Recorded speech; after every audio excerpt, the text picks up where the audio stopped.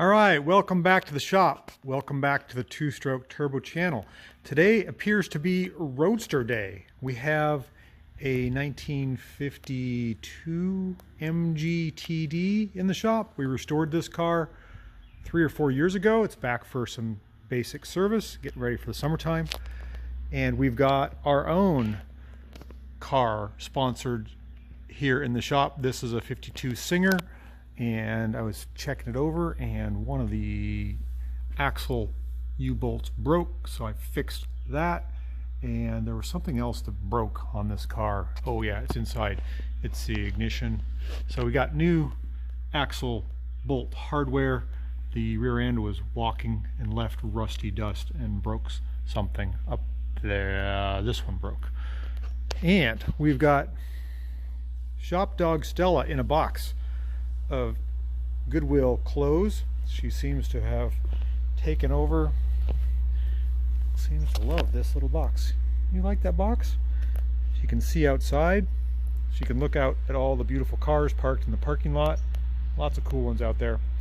You can watch the birds and also watch her father work. That's Daddy.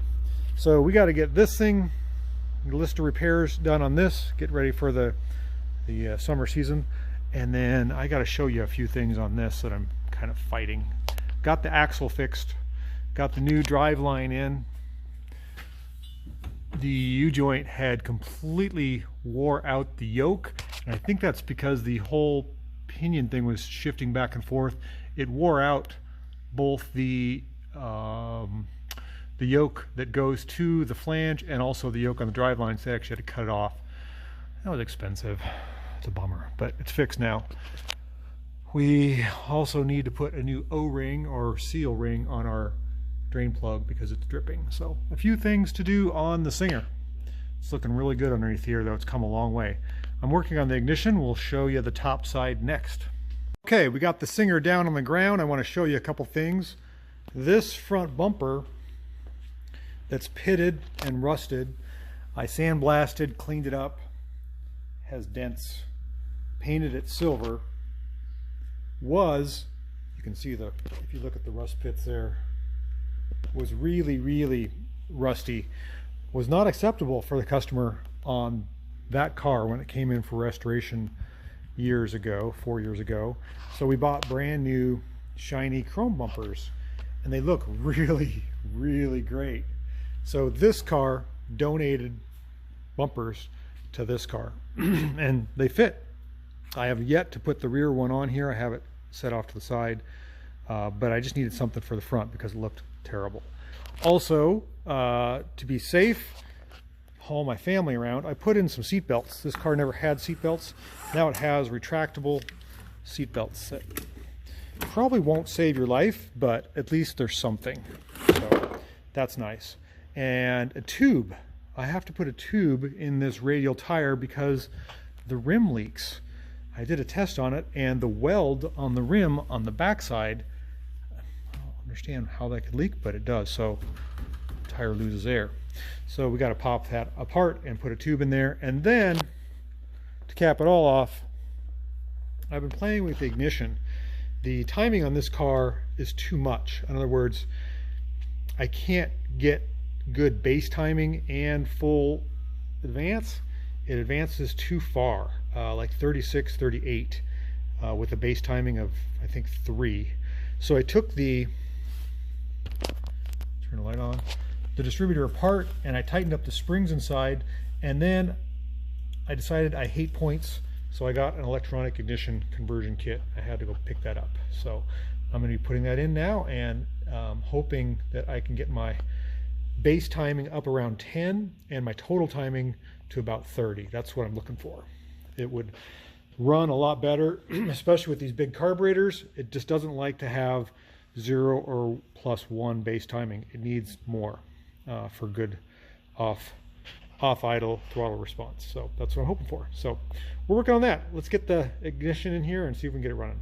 Bought one of these ignition kits. This is a Pertronics 1844 for the cast iron Volvo P1800 distributor. It's just a simple sensor, and this slides over the shaft like that. Super simple, super reliable, should work great. We just got to put it in there, make it all work. Love how easily these Pertronix units install. Just fits perfect. Wires run up to the coil, no problem. Let's put our rotor on. Where's our rotor? Here's our ignition rotor. Oh, there it is. Okay, we found our rotor. Got our cap back on. Make sure all the wires are plugged in. Let's see if this baby starts. Now, the problem I was having yesterday was when I took the base plate or the breaker plate out and I tightened up the springs so that the springs don't fly open so much. I had a hard time getting the points not to short out. These are really old capacitor or condenser, and the points are old as well, and I had a hard time keeping the points from shorting out where the wire goes through this post. So maybe that was arcing out or causing popping, I don't know. But I really like the electronic ignition. It's 12 volt negative.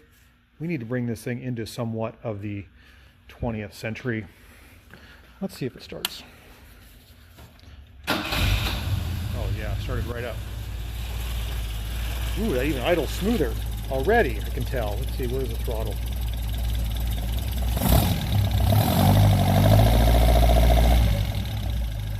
Stone cold. That's way better than it used to be.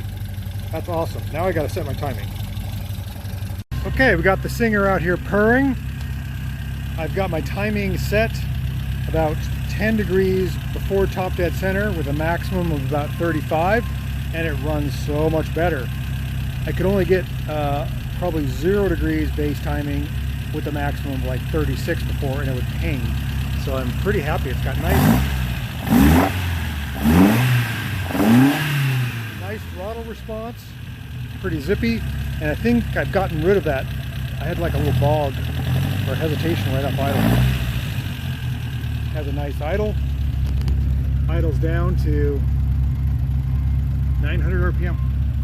I'm happy with that. I'm excited to drive it to see if it's any better. So the car is running good. Stella's in her little box, warmed by the sun. Everybody's happy.